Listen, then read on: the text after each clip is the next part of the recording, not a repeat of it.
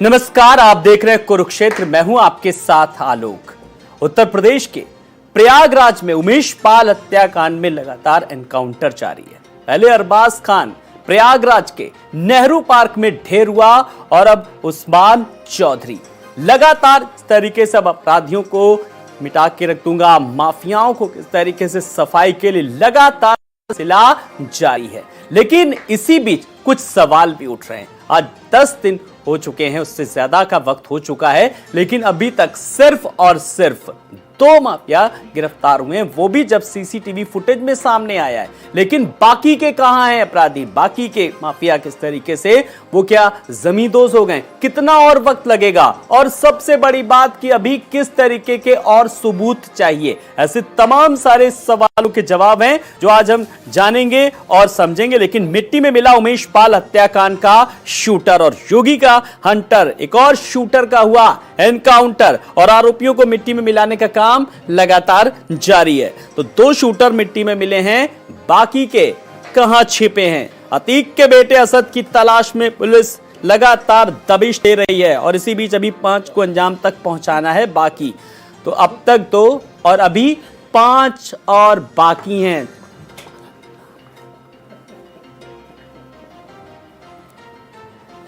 तो मिट्टी में मिला उमेश पाल हत्याकांड का शूटर और इसी बीच लगातार सवाल उठ रहे थे।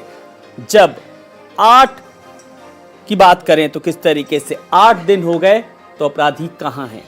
किस तरीके के सबूत चाहिए? सीसीटीवी फुटेज में एक एक तस्वीर क्लियर है, पिक्चर तस्वीर है जो वो पूरी तरीके से साफ है।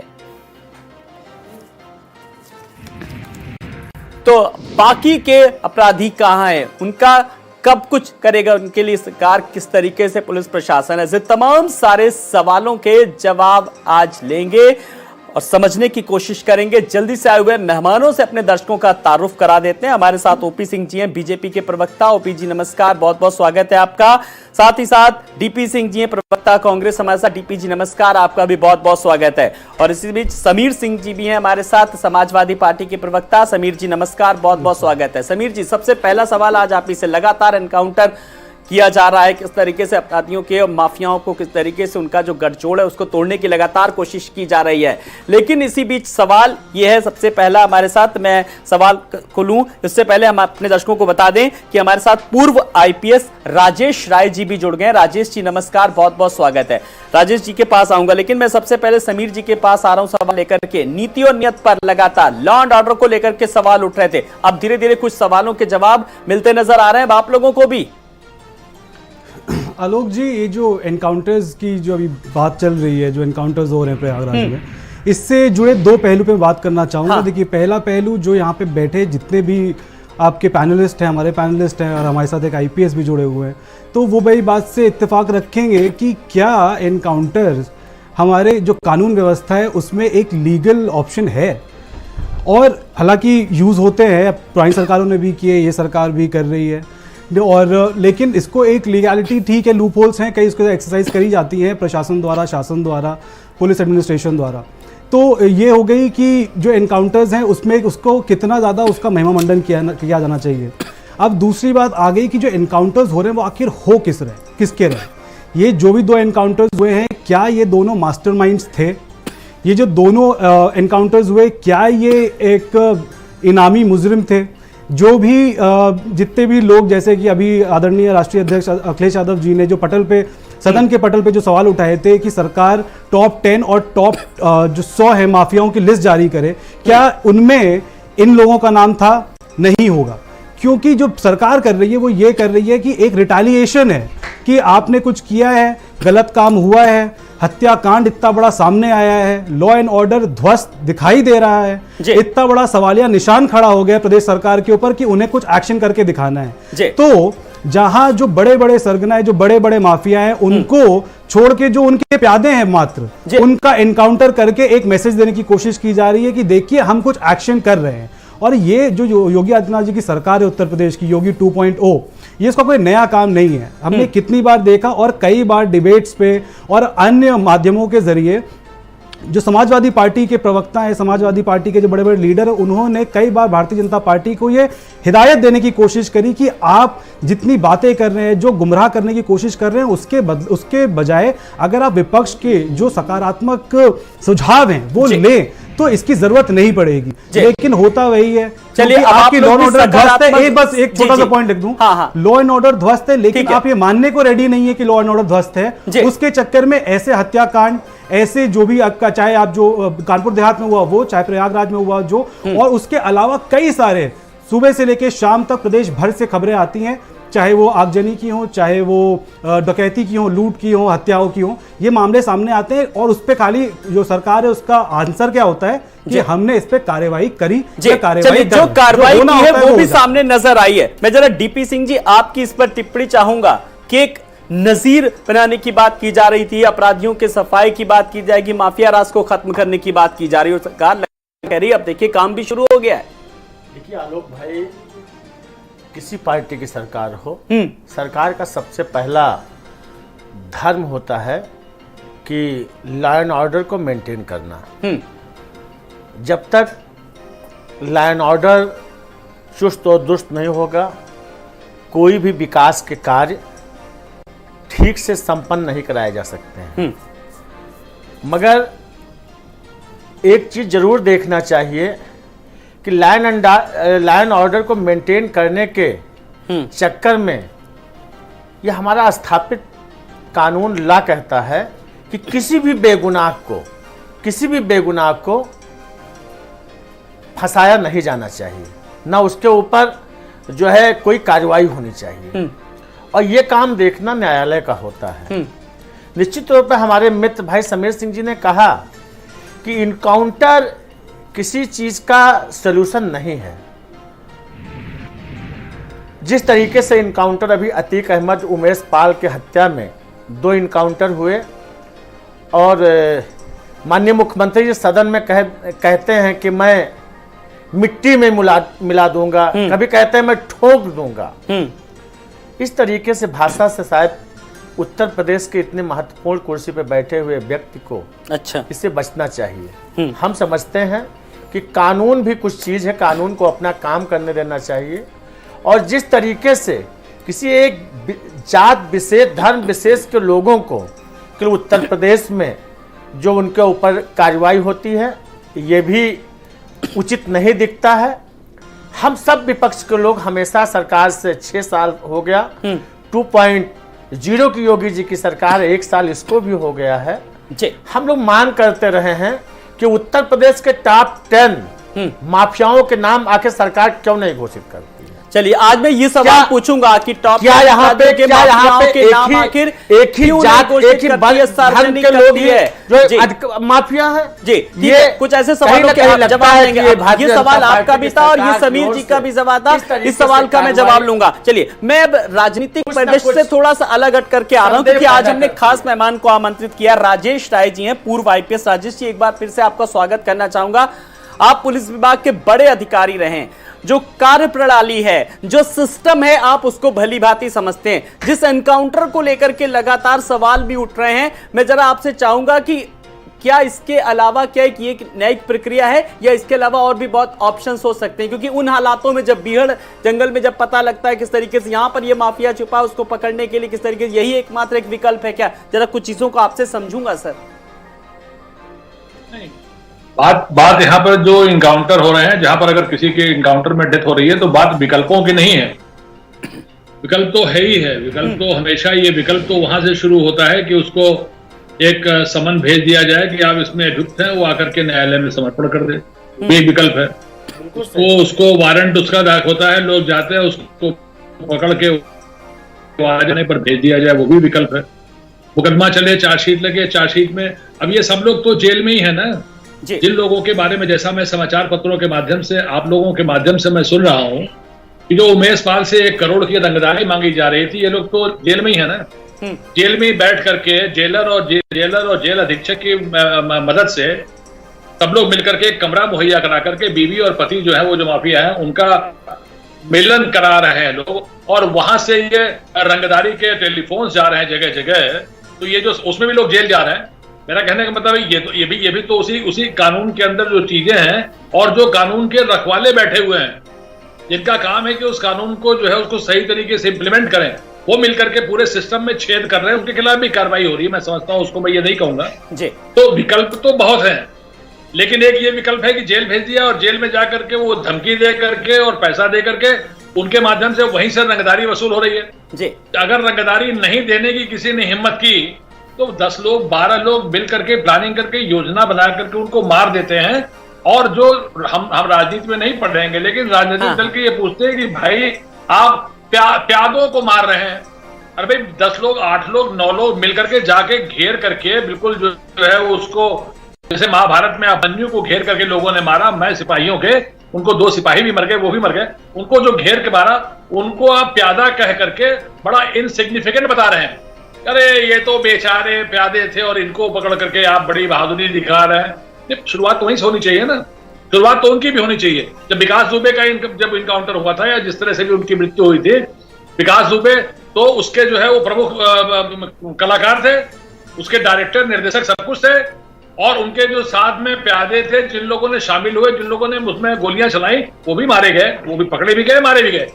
और जो विकास दुबे हैं उनका भी अंत इसी तरीके से हुआ। तो मेरा कहना का मतलब है कि एक चीज मैं आपसे कहना चाहूंगा आलोक जी, आप एक चीज देखिए जी जी, जनता के मन में इस बात का आतंक पैदा होता है जब कोई माफिया, कोई इस तरह का ग्रुप, इस तरह के जो चाहे वो क्या कहते हैं हार्ड शूटर हो, चाहे वो किसी भी तरीके से हो, और वो शूटर इकट्ठा होकर के 8 आदमी 10 आदमी मिल करके इस तरह से प्लानिंग करके एक शरीफ आदमी को, एक जो है वो वकील को, उसको घेर करके जब वो मार डालते हैं तो ये जो उसका असर पड़ता है वो जनता के मन में उसका आतंक पैदा होता है कि बाप रे बाप, जब इतने बड़े जो है व्यक्ति है उसको भी ये मार सकते हैं घेर करके, तो ये कुछ भी कर सकते हैं जी। आप इस बात को भी देखिए, लोगों को बुरा लग रहा है, कुछ लोगों को राजनीतिक तौर पे बुरा लग सकता है कि भैया क्यों कर दिया।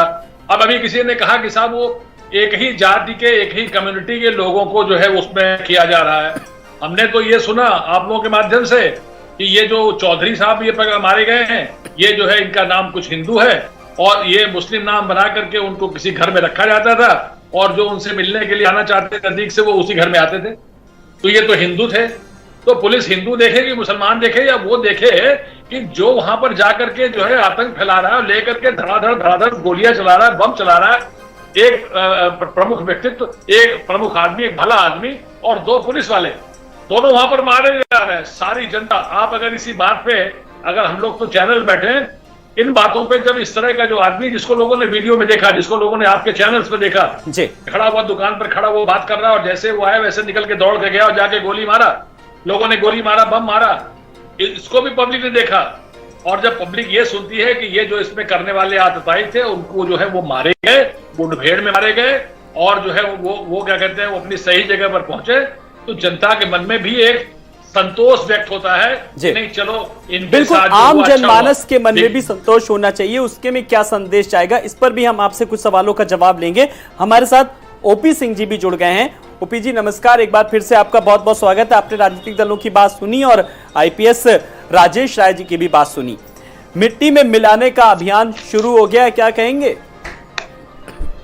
अब पूरा आप भी देख रहे हैं, पूरा प्रदेश देख रहा है, पूरा देश देख रहा है कि जब 24 फरवरी को यह घटना, दुर्भाग्यपूर्ण घटना प्रयागराज में घटी, और उसके बाद 25 फरवरी को विधानसभा में सत्र के दौरान जिस प्रकार से हमारे यशस्वी मुख्यमंत्री आदरणीय योगी आदित्यनाथ जी ने कहा कि जिन माफियाओं ने इस घटना को अंजाम दिया है उन सबको मिट्टी में मिला देंगे। मिट्टी में मिला देंगे मतलब जिस प्रकार की घटना घटी है इनकी कमर तोड़ेंगे और इनको कानून की परिधि में ऐसी कड़ी सजा देंगे कि अपराधियों की रूह कांप जाएगी।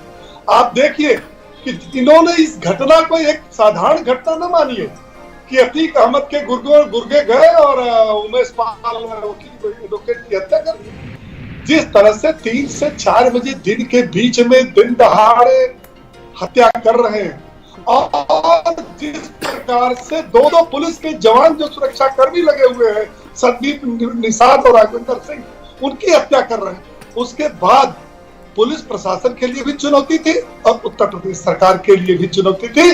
जो उत्तर प्रदेश सरकार 2017 से लगातार उत्तर प्रदेश की कानून व्यवस्था को पूरे भारत में एक मिसाइल कायम किया उत्तर प्रदेश की कानून व्यवस्था।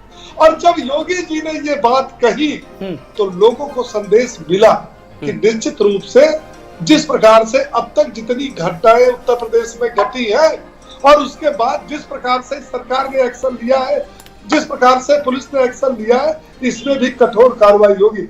और ये सबको पता है कि चुन चुन के जितने भी अपराधी हैं वो न्याय के परिधि के अंदर इनको ऐसी कड़ी सजा दी जाएगी कि इनकी रूह कांप जाएगी और आने वाली। चलिए ठीक है, वो एक संदेश है कि नजीर बनेगा। समीर जी, किसी ने भी पाला पोसा हो, किसी ने भी पनाह दी हो किसी भी सरकार के कार्यकाल में, लेकिन अब तस्वीर सामने है और उसकी बानगी साफ तौर पर देखी जा सकती है।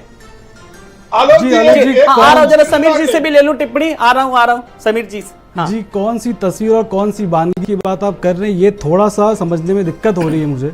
क्योंकि जैसे कि जब इस मुद्दे पे जो पहले भी डिबेट्स हो चुकी हैं उसमें भी आया था, जब ये चल रहा था कि बुलडोज़र बहुत तेज़ी से चल रहा है और ज़मींदोज़ हो रहे हैं घर, जो भी डॉन है, जो माफिया हैं, उस पर भी क्या कहते हैं, मैंने आपको एक यही बताया था कि किस तरीके से किसी और ज़फ़र अहमद की जगह ज़फ़र अहमद जो कि एनआई के पत्रकार हैं उनका घर ज़मींदोज़ कर दिया गया।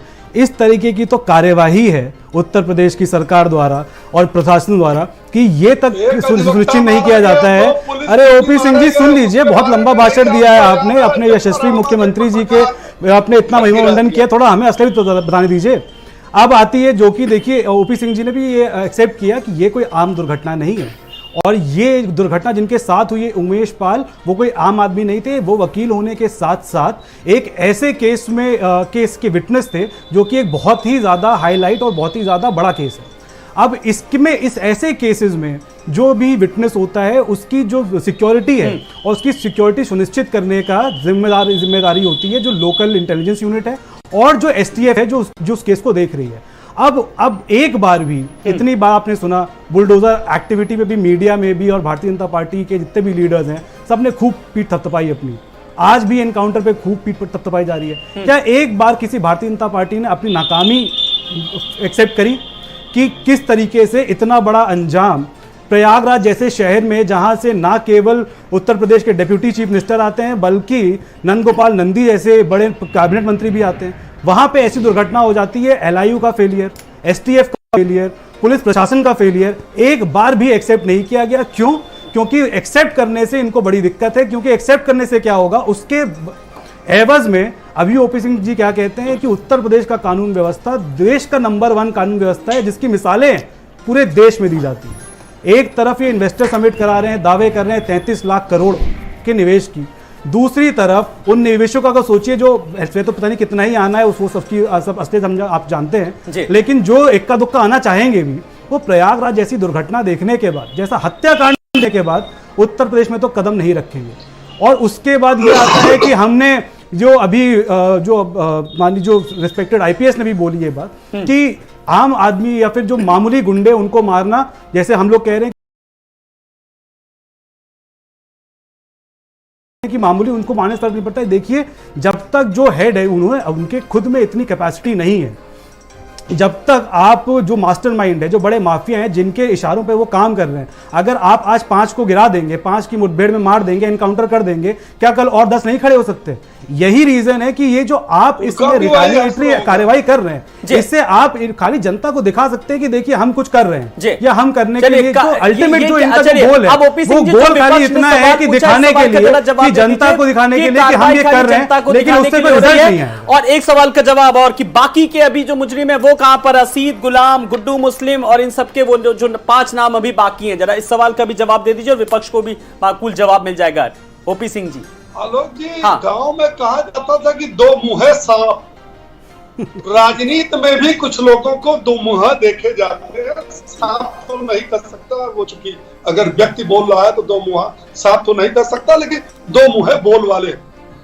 घटना जब घटती है तब भी आप छाती पीटते हो, अपराधियों के खिलाफ कार्रवाई होती है तब भी आप छाती पीटते हो। तो भाई क्लियर कर लो, घटना घटती है छाती पीट तो ठीक करते हो। ओपी सिंह जी, जुबैर अहमद जो कि एनआई के पत्रकार हैं, उनकी क्या गलती इसमें जो आपने उनका घर जमींदोज कर दिया?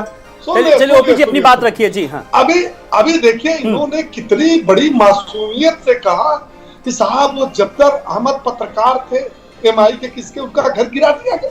इनको शर्म नहीं है एक बार ये कहते हुए कि एक वरिष्ठ अधिवक्ता की 2 पुलिस के जवानों की हत्या करने वालों की आप उनको वो नहीं याद आ रही है। एक अपराधी शरण देने वाले जफर अहमद को जिस मकान में घटना करने के बाद वो दुर्दांत अपराधी उस घर में जाते हैं और वो चिन्हित होते हैं। ये उस्मान खां मारा गया, इसकी वीडियो कम से कम 100 बार लोग प्रतिदिन देखते हैं। जिन शूटरों ने हत्या की थी उनकी सीसी फुटेज से ली गई टीवी पर रोज देखते हैं। क्या उनके साथ गलत हुआ? अगर इसके बाद अगर वो चले जाते, कोर्ट में सरेंडर कर जाते तो ठीक था। आप पुलिस से मुठभेड़ कर रहे हैं, उसमें हमारा एक उप निरीक्षक भी घायल हुआ। और एक बात सुन लीजिए, मैं बहुत साफ शब्दों में कहना चाहता हूँ, ये उत्तर प्रदेश की भारतीय जनता पार्टी की सरकार है। इसमें संरक्षण देने वाले भी उतने ही अपराधी माने जाएंगे जितने अपराध करने वाले, दोनों नहीं बचेंगे। चलिए ठीक है, कोई भी बचना नहीं चाहिए। लेकिन बड़ी बात यह है डीपी सिंह जी, अभी आपने कहा था कि किसी बेगुनाह को सजा नहीं होनी चाहिए। इस बीच मेरा सवाल अब बहुत अहम सवाल है, ये मैं अतीक अहमद के परिवार को लेकर के बात कर रहा हूं, जिनकी बहन को जिन्होंने आज प्रेस कॉन्फ्रेंस करी है, जिस तरीके से उनके परिजनों ने सवाल ये उन्होंने कहा है कि मैं निर्दोष है, हमारा परिवार उनका होगा, लेकिन किस तरीके से उनको परेशान किया जा रहा है उनके परिवार। इस पर जरा मैं चाहूंगा आपसे प्रतिक्रिया। देखिए आलोक भाई, सुनेंगे जरा। देखिए आलोक भाई, मैं आपको कहना चाहता हूँ, हमारे बीच में अजय राजेश राय जी, वरिष्ठ जो आईपीएस रिटायर्ड आईपीएस, उन्होंने बहुत ही महत्वपूर्ण बातों पे ऊपर जिक्र किया था, बहुत ही निष्पक्षता के साथ अपनी बात कहा था। मैं उनको साधुवाद देता हूँ। आलोक भाई, आप उत्तर प्रदेश के वरिष्ठ पत्रकार हैं, बहुत सारे गंभीर मुद्दों को आपने देखा है पिछले 6 सालों से, चाहे योगी जी की 1.0 की सरकार रही हो, चाहे ये जो चल रही है 2.0 की सरकार हो। मैं कितने ऐसे घटनाएं गिनाए, एक बहुत ही लंबी फहरिस्त है इन 6 सालों में, जितने की एक सामूहिक हत्याकांड हुआ है। यही ऊंचाहार में जब 2017 में सरकार बनी थी, करीब 5 शुक्ला बंधुओं की हत्याएं हो गई थी, और उस समय में इनकी योगी जी की सरकार में बैठे कैबिनेट मंत्री जो हत्यारे थे उनको बचा रहे थे। उस समय कितने इनकाउंटर हुए। इसके पहले गोरखपुर में घटना हुई, वहां पे कितने इनकाउंटर हुए। लखीमपुर में भारत सरकार के गृह राज्य मंत्री, उनके बेटे ने किसानों में जो है गाड़ी चढ़ा दिया, उसमें किसान की हत्या हुआ। कितने इनकाउंटर हुए।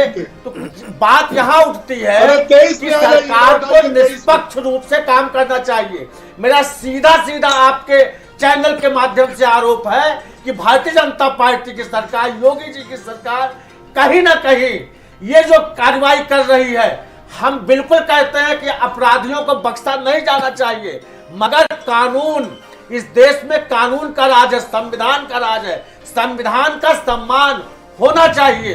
और किसी भी बेगुनाह के ऊपर इस तरीके से कार्रवाई नहीं होनी चाहिए। चलिए आज मैं आपको मौका दे रहा हूं, आप बताइए, सुझाव दीजिए, आप किस तरीके का सुझाव चाहते हैं जल्दी से सरकार। राजेश जी ने कहा था, ठीक है, राजेश पहले नोटिस देना चाहिए, आप सम्मन देना चाहिए, आप जो है उनको वारंट इशू करना चाहिए। मगर जिस तरीके से, और हम कहना चाहता हूं, जो हमारे पुलिस कर्मी जो इस तरीके से कार्य करते हैं, अभी आपने देखा विधानसभा चल रही थी, सलील बिश्नोई जी भाजपा के विधायक थे, भाजपा के कानपुर के विधायक थे, उस समय मुलायम सिंह जी की सरकार थी, ठीक है। वहां पे एक प्रदर्शन में उनको चलिए वो सबने देखा किस तरीके से सदन में अदालत लगाई, सबने देखा, मैंने वो पूरी खबर को दिखाया, रात 12 बजे तक सजा भी हुई, ठीक है। तो मैं कहना चाहता हूं, मैं जिस एनकाउंटर को लेकर के सवाल उठ रहे हैं, सरकार आती जाती रहती है, तो जो हमारे पुलिसकर्मी है, पुलिस अधिकारी हैं, इस तरीके से कार्रवाई से हम समझते हैं सरकार के इशारे पे तो जबरदस्ती एक ठोकने की जो प्रवृत्ति होती है, इससे बचना चाहिए, कानून को अपना काम करना चाहिए, ये मेरा कहना है। चलिए, यानी कि साफ तौर पर आप ठोको नीति का आप विरोध करते हैं। चलिए मैं जरा एक सवाल राजेश राय जी, आपसे समझना चाहूंगा कि लगातार जिस तरीके से जो सरकार कार्रवाई कर रही है और फिर इसमें कानूनी पेचीदगियों को बीच में लाया जा रहा है, ये कई लोगों ने सवाल उठाए हैं। जरा इस पर मैं आपकी टिप्पणी चाहूंगा, क्योंकि हालात ऐसे हैं, परिस्थितियां ऐसी हैं, जो अपराधी हैं, माफिया, उनको क्या नोटिस भेजी जा सकती इन हालातों में, इन परिस्थितियों में? क्या उनको सम्मन जारी करने का वक्त है, मौका है? देखिए, मैं राजेश राय जी से सवाल के जवाब ऐसे बहुत से मामले, लेकिन जब वहाँ इस तरीके से पुलिस ने सरकार ने कार्रवाई नहीं की। ठीक है, मैं इसीलिए तकनीकी पक्ष भी रखूंगा। और वर्तमान में कई बार क्या होता है कि धरातल परिस्थितियां और परिस्थितियां अलग होती है, नियम कानूनों को ताक कर रख दिया जाता है उस वक्त। जी, स्पेशल कंडीशन में। जी राजेश जी। देखिए आलोक जी, मैं इसमें आपको ये कहना चाहूंगा कि ये जितनी भी प्रक्रिया है, ये प्रक्रिया होती है, जहां जरूरत होती है वह होती है, होनी चाहिए। अब आप ये देखिए कि ये जो घटना हुई है, इतनी गंभीर घटना हुई है कि इसमें स्टेट पुलिस के जितने भी महत्वपूर्ण अंग हैं, चाहे वो STF हो, ATS हो, चाहे क्या कहते हैं जिला पुलिस हो, क्राइम ब्रांच हो, ये सारे के सारे मिल करके, केवल प्रयागराज की पुलिस न लग करके, क्योंकि एक महत्वपूर्ण मामला है। एक इसका जो है, जो जैसे आप लोग कह रहे हैं कि हाँ, इसका जो इस घटना का संदेश है वो जनता के बीच में गलत गया है, जो चारों तरफ ये बात है बिल्कुल कि लॉ एंड ऑर्डर बिल्कुल अच्छे तरीके से चल रहा है। इस घटना से लोगों में थोड़ा सा एक सनसनी फैली कि इतने अच्छे लॉ एंड ऑर्डर में ये नहीं होना चाहिए था, लेकिन लोगों ने हिम्मत की, लोगों ने हौसला दिखाया। जो बदमाश है उन्होंने भी अपना हौसला दिखाया, उन्होंने भी चुनौती दी कि आप कहते हो लॉ एंड ऑर्डर अच्छा है, देखिए आप किसी लॉ एंड ऑर्डर में आपके नाक के नीचे हम ये कर डालेंगे। कर लिया उन्होंने। लेकिन जब इसको प्रयागराज की पुलिस नहीं, पूरे उत्तर प्रदेश की पुलिस एक जो है वो संगठित होकर के, सब लोग मिल करके चारों तरफ से पूरा अमला जुट करके, सैकड़ों जो है उसमें अधिकारी, कर्मचारी, पुलिस वाले नीचे के लेवल पे हर जगह से लोग लगे हुए हैं, सूचनाएं इकट्ठा कर रहे हैं। जहां लोग मिल रहे हैं उनको दौड़ रहे हैं, पकड़ रहे हैं, भगा रहे हैं, मतलब उनको वाले दौड़ा रहे हैं। और उस प्रक्रिया में जिसको पकड़ना है, अगर उसको पकड़ने के लिए अगर उन्होंने कहा कि भाई हम तुमको पकड़ते हैं, उन्होंने कहा पकड़ लो, उन्होंने पकड़ लिया, ले आओ, उनको जेल भेज दिया। लेकिन अगर कहीं से भी उस पकड़ने में उधर से अगर बल प्रयोग होगा, अगर वो लाठी चलाएंगे तो ये लाठी चला के 2-4 टांग वांग तोड़ के पकड़ लेंगे, चलो। लेकिन अगर वहां से फायरिंग हो रही है और उस फायरिंग से 2 आदमी मारे जा चुके हैं पुलिस के, और अभी भी पुलिसकर्मी घायल हुए हैं, और उसमें अगर वो उनको कहेंगे भैया आ जाओ, तुमको हम नमस्ते कर रहे हैं, प्रणाम कर रहे हैं, तुम बहुत भले आदमी, हम पकड़ रहे हैं तुमको, तो उस समय उसका तो वो नहीं है, उस समय नोटिस और वारंट का तो समय नहीं है, उस समय तो उनकी जान पे पड़ी है। जब उनके ऊपर गोली चल रही है तो आपको इस सवाल का जवाब मिल गया होगा। जब उनके ऊपर गोली चल रही है तो उसका जवाब पहले तो अपने को बचाएंगे, उसको गिरफ्तार करने की कोशिश करेंगे। इसीलिए मैंने कहा उस समय क्या स्थितियां थी, क्या हालात थे। अगर उनके खुद जान है, शासन का टिप्पणी नहीं करेंगे तो समझ ये बात समझाया भाई। बहुत बात देखा गया है कि कितने सारे फेक इनकाउंटर हुए हैं, और उसके बाद उस फेक इनकाउंटर होने के बाद में जब ट्रायल हुआ है न्यायालय में, तो बहुत सारे पुलिसकर्मी को सजा हुई है, जेल गए हैं। आखिर पुलिसकर्मी भी हमारे भाई बंधु हैं, हमारे परिवार के हैं। जब जो है किसी सरकार को खुश करने के लिए और उनके सस्ती लोकप्रियता हासिल करने के लिए यदि इस तरीके से पुलिस कार्रवाई, पुलिस को शक्ति होनी चाहिए, निष्पक्ष होना चाहिए। प्रकाश सिंह जी DGP थे, बहुत बार ये बात हुआ कि पुलिस को स्वायत्तता देनी चाहिए, कांग्रेस उसके पक्ष में है। मैं कहता हूं पुलिस को स्वायत्तता होनी चाहिए, मगर राजनीतिक विद्वेष बस और अपनी राजनीतिक खाना पूर्ति और इच्छा पूर्ति के लिए यदि पुलिस का जो है सहारा लिया जाएगा तो निश्चित तौर पर आलोक भाई इस पे प्रश्न उठेगा और विपक्ष इस पे उठाएगा। क्योंकि अच्छा, अगर विपक्ष इस तरीके से एनकाउंटर पर सवाल उठाएगा तो सत्ता पक्ष फिर कैसे जवाब देगा? क्या एक न्यायिक प्रक्रिया के तहत नहीं हुआ है? ओपी सिंह जी जरा, हाँ ठीक है, चलिए आपने संभाव की तो बात कर दी, लेकिन वास्तविक स्तर पर धरातल पर क्या परिस्थितियां हैं वो नहीं आपने समझने की कोशिश की। चलिए ओपी सिंह जी, अब कैसे समझाएंगे आप?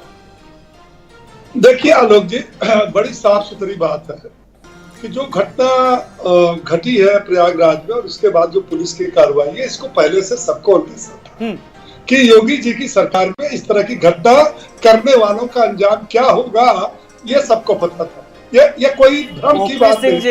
दूसरी बात ये 1.0 की सरकार में यही ऊंचा हाल में 5 ग्रामीणों की हत्या हुई थी, और हत्या करने वाले कौन थे ये आप भी जानते हो। मगर पे उस समय आलोक जी तत्कालीन रोकेंगे जो या मंत्री बच्चों थे, कैबिनेट मंत्री स्वामी प्रसाद मौर्य जी, उस समय उन अपराधियों को संरक्षण दे रहे थे। और तब आपके योगी जी की पुलिस कहां चली गई थी, कितने लोगों को ठोक दिया था। और मैं आलोक ये जी भी बात आपसे सुनती पूछना है चाहता या हूं, केवल गृह आपको, राज्य मंत्री अल्लाह भारत को सरकार के उनके बेटे ने किसानों के जो है आंदोलन पे, जो शांतिपूर्ण आंदोलन आलोक था, जी। उसमें उन्होंने अपनी गाड़ी चढ़ा के 4 जो किसानों की हत्या कर दिया था। तब उत्तर प्रदेश की पुलिस कहां चली गई थी, कितने लोगों का इनकाउंटर किया था, बताइए आप।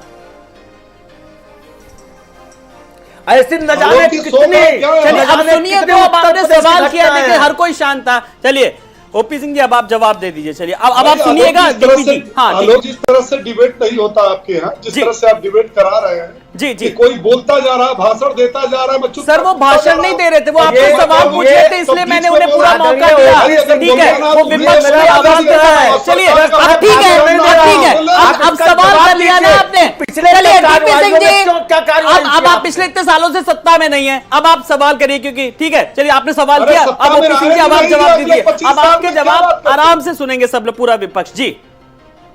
एक नंबर, पहली नंबर, जिस मुख्तार और अतीक की आजकल चैनल पर पिछले 15 दिन से डिबेट चल रहा, इन अतीक और इनको मुख्तार अंसारी को माननीय बनाने वाला, सम्मानी बनाने वाला कौन है, ये छिपा नहीं है।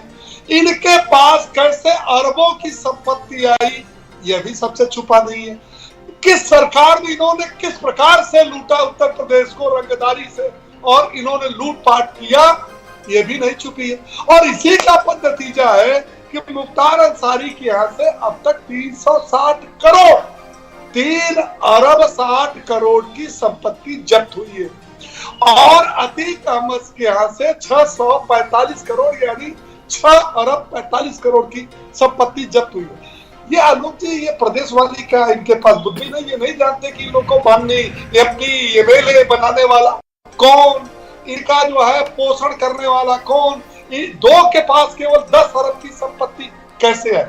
मैं समझ रहा हूँ कि अरबाज और उस्मान के मारे जाने पर कुछ लोगों को बड़ा दर्द हो रहा, अपराधियों को पालने पोसने वाले लोगों को दर्द हो रहा होगा कि कैसे मारा जा रहा है। वो छाती पीट रहे हैं, अरे साहब एक जाति के लोगों को मारा जा रहा, एक धर्म के लोगों को मारा जा रहा। क्या अपराधी के कोई जाति और धर्म होती है? हाँ, किसी सरकार में होती रही होगी। मैं दूसरी बात आलोक ये कहना चाहूंगा कि ये विपक्ष वाले एक सवाल खड़ा करते हैं, क्या यही कानून व्यवस्था है? बुलडोजर चला देंगे, अपराधियों को मार देंगे, यही कानून व्यवस्था है? नहीं। लेकिन मैं इनको ये बताना चाहता हूं कि पिछले 6 वर्ष में कुल 178 दुर्दांत माफिया अपराधी गुंडा ये मारे गए पुलिस एनकाउंटर में, और 15 जवान भी शहीद हुए, 1425 जवान घायल हुए हैं, जवानों की भी शहादत हुई है। मैं कहता हूं कि 178 में सारी विपक्षी पार्टियां मिल करके हाई कोर्ट सुप्रीम कोर्ट में वाद दायर करके एक भी मामले में कोई टिप्पणी, कोई अनर्गल, कोई असंवैधानिक इनकाउंटर नहीं हुआ। ये सारे के सारे मारे गए।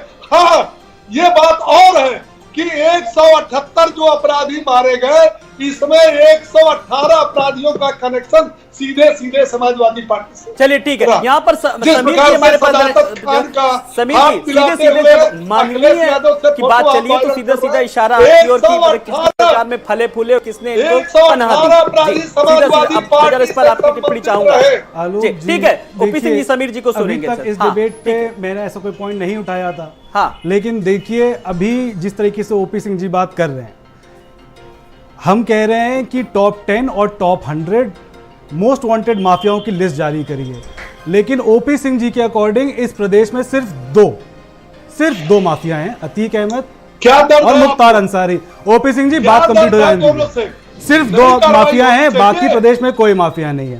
संरक्षण की बात, वाराणसी जहां जो हमारे प्रधानमंत्री का संसदीय क्षेत्र है, वाराणसी जहां जो हमारे प्रधानमंत्री का संसदीय क्षेत्र है, वहां पे एक माफिया की बीवी लगातार 2 बार से एमएलसी चुनी जा रही है। ये संरक्षण है। नाम बताऊं, ब्रिजेश सिंह उनकी पत्नी, जो कि आज एमएलसी हैं वाराणसी क्षेत्र से, जो कि हमारे प्रधानमंत्री का संसदीय क्षेत्र है।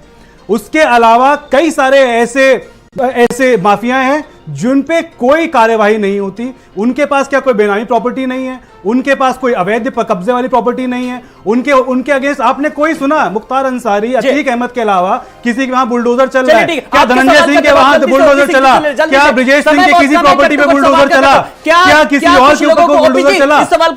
लेकिन कानून व्यवस्था जीरो टॉलरेंस आती है सिर्फ अतीक अहमद और अंसारी के जवाब दे दीजिए। जी ओपी सिंह जी, हाँ, जैसा कि सवाल फैसला किया। हाँ, ये अक्सर हमको डिबेट पर सुनाई पड़ता है, ठीक है, कि क्या ब्रिजेश सिंह के खिलाफ कार्रवाई हुई। मैं पूरे समाजवादी पार्टी को चैलेंज करता हूं कि पिछले 6 वर्ष में एक भी ब्रिजेश या उनके द्वारा क्राइम हुआ हो तो निश्चित बुलडोजर चलता। लेकिन क्राइम तो अतीक मुख्तार कर रहे, तो बुलडोजर किस पर चलेगा? किस पर चलेगा? समीर पर चलेगा? देखिए आलोक जी, ये है भारतीय जनता पार्टी की जीरो टॉलरेंस और भारतीय जनता पार्टी की एकदम निष्पक्ष कार्यवाही। अब देखिए आज क्या कहते हैं, जो कॉन्फ्रेंस हुई है, प्रेस कॉन्फ्रेंस, जो अतीक अहमद की जो बहन है उन्होंने प्रेस कॉन्फ्रेंस करी है, उसमें उन्होंने एक खुलासा किया है जिसके बारे में ओपी सिंह जी ने कुछ नहीं बोला। साफ साफ उनकी बहन ने बोला है कि 5 करोड़ रुपए नंद गोपाल नंदी, जो कि हमारे कैबिनेट मंत्री हैं उत्तर प्रदेश सरकार में, उनकी उस पे कोई डीलिंग है। अब इस पे तो ये तो जांच का विषय है कि क्या नंद गोपाल नंदी 5 करोड़ रुपए अतीक अहमद से लिए थे, और अगर लिए थे तो क्यों लिए थे? बात जो मेरी बात हुई आलोक जी, जो मैंने स्टार्टिंग में किया था वो इसीलिए किया था कि जो माफिया है उनको तो भारतीय जनता पार्टी संरक्षण दे रही है, और जो उनके चाहते हैं उन पर एनकाउंटर करके किसके संसदीय क्षेत्र में कौन सा सांसद, कौन सा विधायक कितना गुनहगार है। बड़ी बात ये नहीं किस पार्टी ने कितना टिकट उसे दिया, मुद्दा ये नहीं है। मैं राजेश राय जी एक चीज को आपसे जरा समझूंगा, इसीलिए मैंने खास आज डिबेट में आपको आमंत्रित किया है। आप पुलिस के तमाम बड़े अधिकारी रहे हैं, ये सब चीज मामले आप ऐसे देखते आए अपने कार्यकाल में। मेरा सवाल ये है कि जिस जीरो टॉलरेंस की बात की जा रही है, माफियाओं के खात्मे की बात की जा रही है, मिट्टी में मिला दूंगा बात की जा रही है, और सबसे बड़ी बात कि डर जो है वो कितना नजर आ रहा है इन अपराधियों को। ये सीसीटीवी फुटेज भी आपने देखा होगा, वहां पर तो कुछ भी नहीं लग रहा अपराधी किस तरीके से बेखौफ, कोई फिल्मी थ्रिलर का सीन लग रहा है मुझे तो। जरा भी खौफ है, पूरी तरीके से बेबाक तरीके से दे रहे हैं। इस पर जरा आपकी टिप्पणी चाहूंगा और समझने की कोशिश करूंगा, और दूरदर्शिता इसमें कितनी नजर आ रही है, कितना डर है? देखिए डर तो है, उसका प्रभाव भी है, उसका प्रभाव भी दिखाई पड़ता है। मतलब मैं तो उस प्रभाव को इस प्रकार देखता हूं आलोक जी, हाँ। कि जब मेरा ख्याल है शायद पिछले बार भी और उसके पहले भी जब मैं देखता था, मतलब मुझे जब हर दूसरे दिन 4-5 चैनल बुलाते थे क्राइम पे, तब मुझे लगता था कि इस समय क्राइम बढ़ा हुआ है और लॉ एंड ऑर्डर बड़ा खराब है। इधर तो मैं समझता हूँ कि शायद महीनों बीत जाते हैं, मुझे कोई बुलाता ही नहीं, मैं घर पे बैठा रहता हूँ, कोई पूछता ही नहीं। तो जब मुझे कोई नहीं पूछता है, क्या बोल रहा है साहब? अब राजेश जी ये क्या मैं ब्रेकिंग न्यूज चलवा दूं क्या? नहीं मैं कह रहा हूँ कि नहीं, मैं कह रहा हूँ, मैं दूसरी बात में ऐसे मैंने लाइट बात की, लेकिन ये बात ये नहीं, मैं कह रहा हूँ कि जो स्थिति थी रही जैसी रही है वैसी नहीं है, लेकिन ये घटना अपने आप में अपवाद है, मैं यही कह रहा हूँ। इतने के बाद भी जबकि देखा लोगों ने, लोग ये बात कर रहे हैं जाति की, धर्म की। जब विकास दुबे वाले प्रकरण में लोगों के एनकाउंटर हुए थे तो उसमें तो कोई किसी दूसरी कम्युनिटी का नहीं था, सब जो है वो क्या कहते हैं एक दूसरी कम्युनिटी के थे, और चूंकि वो इन्वॉल्व थे क्राइम में इसलिए उनके साथ हुआ। तो इसमें भी इस तरह की बात, हाँ ये बात जरूर है कि लॉ एंड ऑर्डर ठीक है, अच्छा चल रहा है, सब लोग उसकी वाहवाही ले रहे हैं, हर तरफ से अच्छी बात हो रही है, लेकिन उसमें भी एक चैलेंज देने की ये कोशिश की गई, ये एक कोशिश की गई सेंध करने की, ये दिखाने की कि हम आपका जो दावा है उसको हम चैलेंज कर रहे हैं, जो करना हो कर लो। जब ये करना हो कर लो का चैलेंज दिया गया, तो अगर प्रदेश का मुखिया उस चैलेंज को स्वीकार करता है कि जिन लोगों ने ये वारदात की है और जिन्होंने कराया है, जहां तक भी हो सकेगा छोड़ेंगे नहीं। तभी इसी वजह से मैंने देखा, कहीं अखबारों में देख रहा था कि अहमदाबाद में बैठे हुए जो आका लोग हैं वो वहां से ये कह रहे हैं कि मुझे यूपी मत भेजो, मुझे डर लग रहा है। ये क्यों डर लग रहा है? तो कहने का मतलब कि कहीं न कहीं चैलेंज देने की कोशिश की कि मैं यहां बैठ करके आपको चैलेंज दे रहा हूं, देखें आप क्या कर लेते हो। और किस लिए चैलेंज दे रहा हूं?